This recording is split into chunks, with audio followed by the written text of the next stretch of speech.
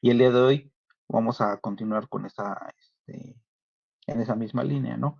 Para enviar esa información que estamos mencionando, ese ancho de banda, vamos a estar utilizando diferentes medios de transmisión, entre los cuales se van a encontrar los medios guiados y no guiados, ¿sale? Dependiendo de qué tecnología estemos utilizando, se va, perdón, se va a aumentar o se va a disminuir el coste. Generalmente los que nosotros tenemos en nuestra casa, pues es cable UTP, su mayoría, y red inalámbrica, ¿no? Son los principales medios que estamos utilizando. En el caso del par tensado, pues es un cable guiado, y en el caso de la red inalámbrica, es un medio no guiado. Perdón, más adelante los vamos a ver, únicamente ahorita mencionarlos, y esta relación que existe entre el tipo de cableado que estemos utilizando o el tipo de medio que estemos utilizando, lo vamos a relacionar con el modelo OSI, ¿sale? Dentro del modelo OSI vamos a estar segmentando la información que se va a enviar a través de las distintas capas. También por ahí apunten, ¿no? El modelo OSI nada más es un modelo de referencia, es decir, no es el modelo real con el que trabaja la red, pero sí nos sirve para interpretar cómo es que la información pasa a través de la red. Entonces, dentro del modelo OSI vamos a tener 7 capas. La primera va a ser la física, donde en esa capa van a hacer los voltajes a los que va a estar trabajando nuestra red. Vamos a anotar por aquí que en la capa física vamos a encontrar el modo de codificar o de codificación. Es decir, cómo vamos a interpretar esos unos y ceros, en qué voltaje van a estar trabajando. Generalmente va a ir de más 5 volts a menos 5 volts, ¿vale? Entonces será lo que generalmente se dedique la capa física, ¿no? Cómo se va a codificar esa información, qué voltajes van a estar manejando, etcétera, ¿vale? Es decir, la cadena de bits, vamos, aquí lo tenemos bien, la cadena de bits que se va a estar enviando a través de cierto medio a través de cierto medio. Entonces, eso va a suceder en la capa física, ¿vale? Prácticamente son los bits y cómo estos bits van a estar codificados. Posteriormente pasaremos a la capa de enlace de datos. En la capa de enlace de datos se va a utilizar generalmente la tecnología Ethernet, ¿sale? Esa tecnología Ethernet va a estar en el RFC, que vamos a ver un poquito más adelante, ¿no? Entonces va a estar la tecnología Ethernet, va a estar la tecnología inalámbrica, que está en el RFC 802.11. A ver, déjenme dejar pasar más. Okay. Y pues, principalmente son los que utilizamos, ¿no? Ethernet y la inalámbrica.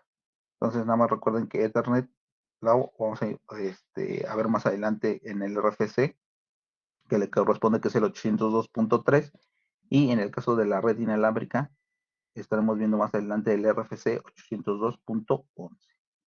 ¿Vale? Eso sucederá en la capa de enlace de datos. En la capa de red, el protocolo que domina es el protocolo IP, es el que vamos a estar viendo. En la capa de transporte estarán principalmente dos protocolos, que es TCP y UDP. Déjenme dejar pasar los compañeros. Okay. Entonces, generalmente estarán TCP y UDP. Uno será orientado a conexión y otro no orientado a conexión. En el caso de orientado a conexión se refiere a que toda la información que se va a estar enviando va a ser por una misma ruta, y en el caso de UDP es no orientado a conexión, es decir, la información que se está enviando no importa por qué router pueda pasar, ¿no? Entonces, además es importante esta parte, la vamos a ver más a detalle más adelante, pero checar esto.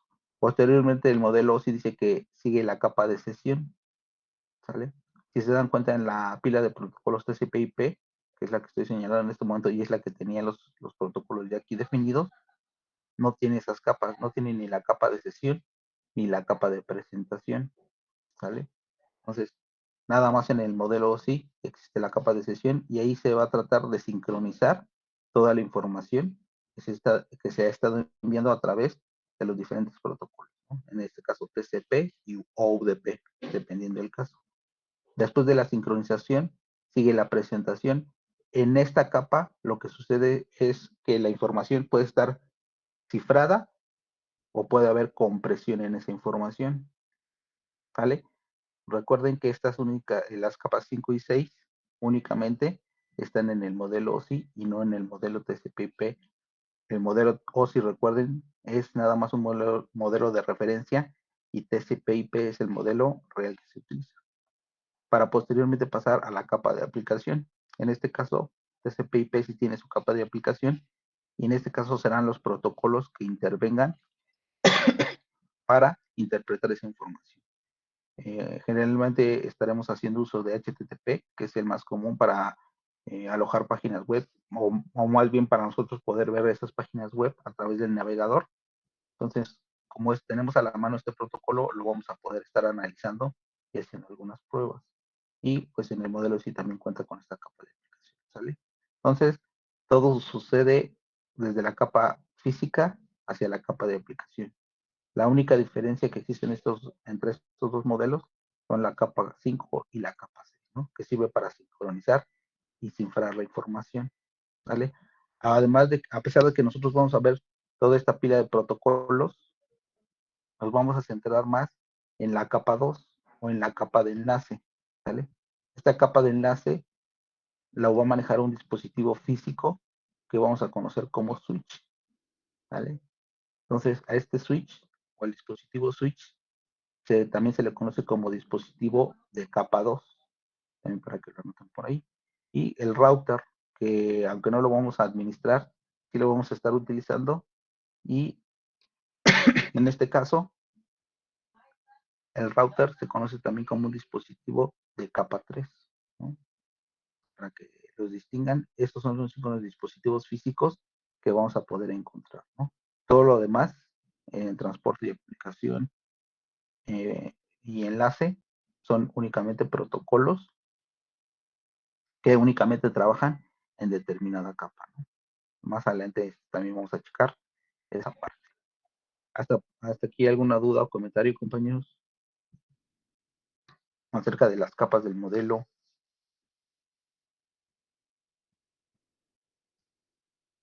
No, profe, hasta el momento no.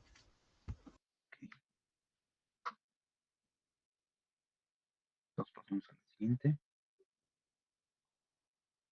Y en la siguiente tenemos precisamente el modelo TCP/IP y vamos a mencionar de manera general cómo se encapsula la información,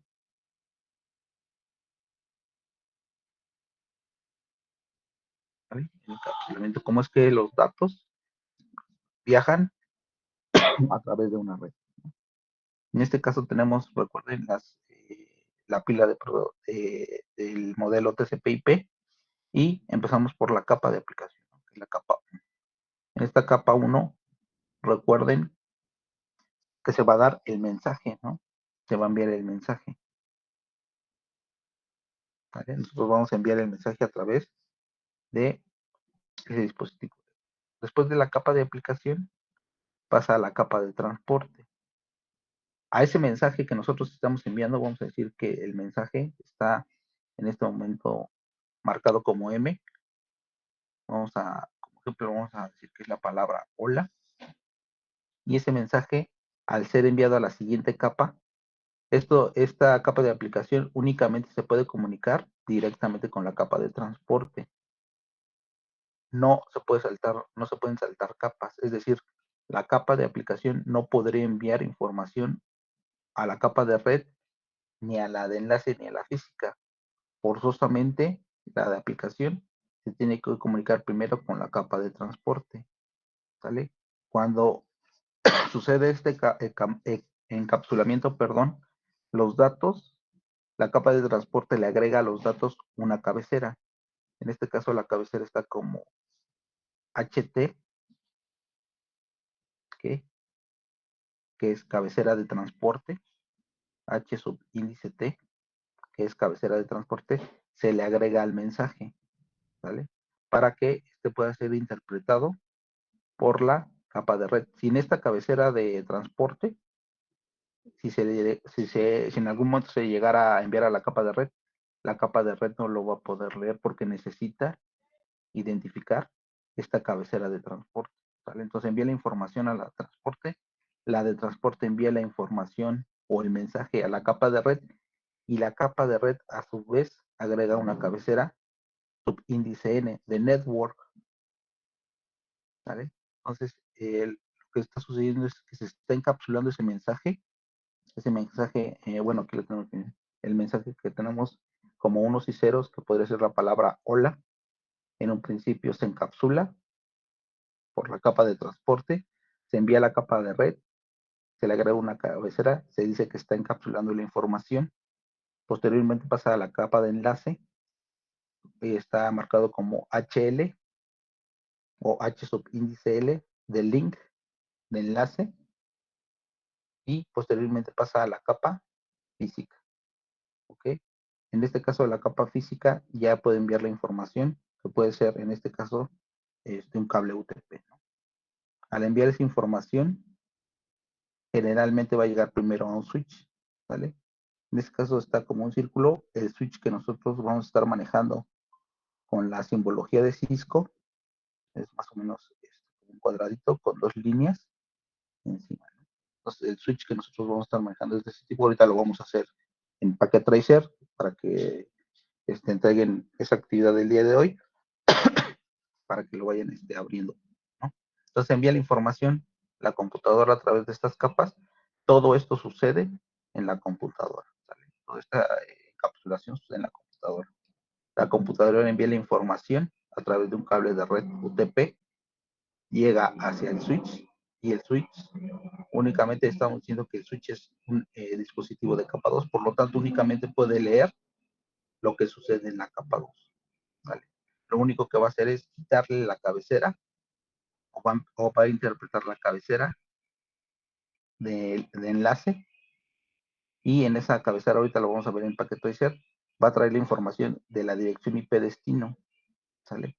Por lo tanto, la física se la pasa a la de enlace del mismo switch. Esta parte que tenemos aquí sucede dentro del switch. El switch lee la información que contiene la dirección IP, la vuelve a encapsular hacia la capa física y la reenvía. ¿Hacia dónde la reenvía? Hacia el router. ¿Vale? Entonces, generalmente tenemos PC, esa PC va a un switch, que es el switch que nosotros tenemos en nuestras casas, y lo envía a un router. Esa router generalmente estará en Telmex o en su ISP, ¿no?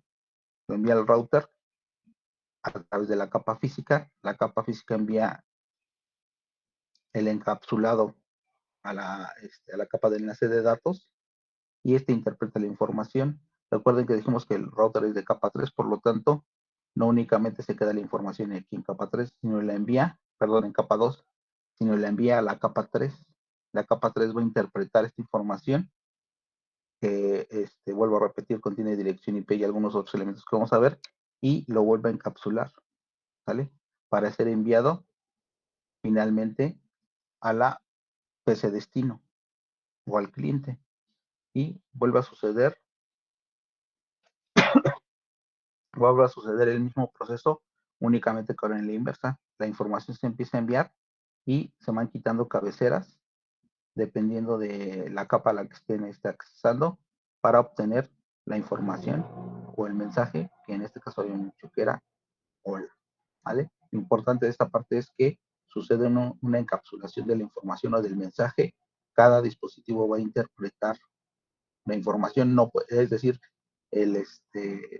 lo que les mencionaba, la de aplicación no puede leer la de red, la de transporte sí va a poder leer tanto aplicación como red, pero red nada más va a poder interpretar transporte y enlace. Enlace únicamente va a poder interpretar lo de la capa de red y lo de la capa física, y la capa física únicamente va a poder interpretar lo que está en la capa de enlace, ¿no?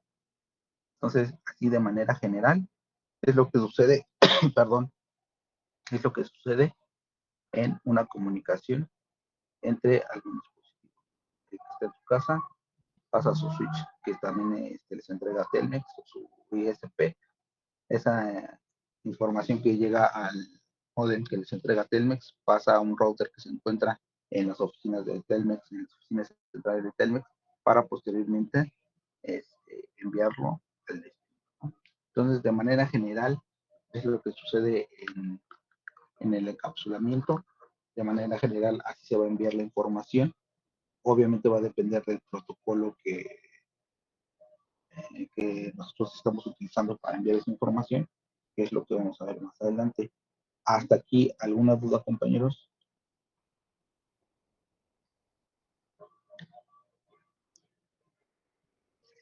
¿Todo bien? Ok. Sale, entonces lo que vamos a hacer ahorita es, por favor, abran Packet Tracer.